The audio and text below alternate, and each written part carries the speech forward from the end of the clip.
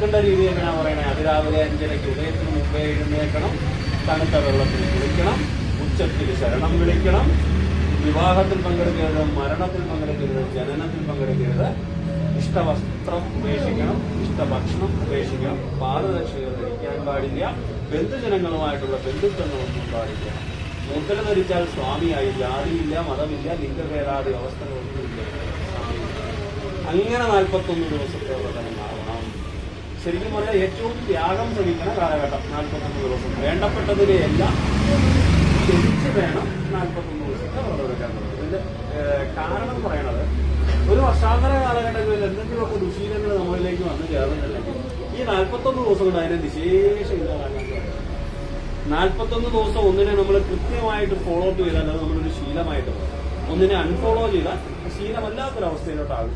അപ്പൊ ഇങ്ങനെ 41 ദിവസം വ്രതമെടുത്ത് സ്വാമി അയ്യപ്പൻ മഹർഷി വ്രതത്തിനായിക്കൊണ്ട് എങ്ങനെ കാട്ടിലേക്ക് പോയോ അതുപോലെ കഥകളൊക്കെ കേട്ടിട്ടുണ്ടാവൂലേ? അയ്യപ്പൻ എന്തിനാ അവതാരം എടുത്തേ? എത്ര കൊല്ലായി മലയോട്ടം തുടങ്ങിയിട്ട്? എത്ര പ്രാവശ്യം പോയി? ആരും പറഞ്ഞു തന്നിട്ടില്ല. മഹർഷി എന്ന് പറയുന്ന അസുര സ്ത്രീയെ ഇല്ലാതാക്കാൻ വേണ്ടിയിട്ടാണ് സ്വാമി അവതാരമെടുക്കുന്നത്.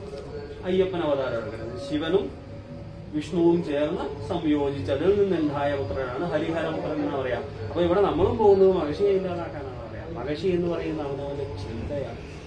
ഇപ്പത്തെ മഹർഷി എന്ന് പറയുന്നത് നമ്മുടെ ഉള്ളിലുണ്ടാവുന്ന ചിന്തകളാണ്. നിങ്ങളെ ബാധിക്കുന്ന കാര്യമല്ല കേട്ടോ. നമ്മുടെ ഉള്ളിലുണ്ടാവുന്ന ചിന്തകളാണ് എന്നാ പറയാ. അപ്പം ഭഗവാൻ മലയ്ക്ക് പോയ അല്ലെങ്കിൽ കാനനത്തിലേക്ക് പോയ ശൈലി പറയണത്, 2 അറകമുള്ള മുനിസഞ്ചിയില് മുൻകെട്ടിൽ ദേവപൂജയ്ക്കുള്ള വസ്തുക്കളല്ല നമ്മൾ നിറച്ചതെല്ലാം അങ്ങനെ. ഓരോന്നിനും ശാസ്ത്രം. നമ്മളെ മുൻകെട്ടിലേക്ക് നിറച്ചു വെച്ചിരിക്കുന്ന ഓരോ വസ്തുക്കൾക്കും ശാസ്ത്രം പറയണ്ട. ആദ്യം നെയ്മുദ്രയിൽ കാണിക്കുക. നെയ്മുദ്രയ്ക്ക് സങ്കല്പം നെയ്യിനെ ജീവനായിക്കൊണ്ടും മുദ്രയെ നാളികേരത്തിനെ ശരീരമായിക്കൊണ്ടും.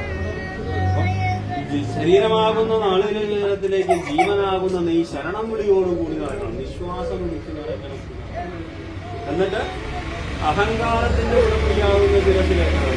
എന്തുകൊണ്ടാണ് ഇരുമുടി തലയെ വെച്ചുകൊണ്ട് പോകാൻ പറയണേ? തോളെ വെച്ചുകൊണ്ട് പോയാൽ പോലെ.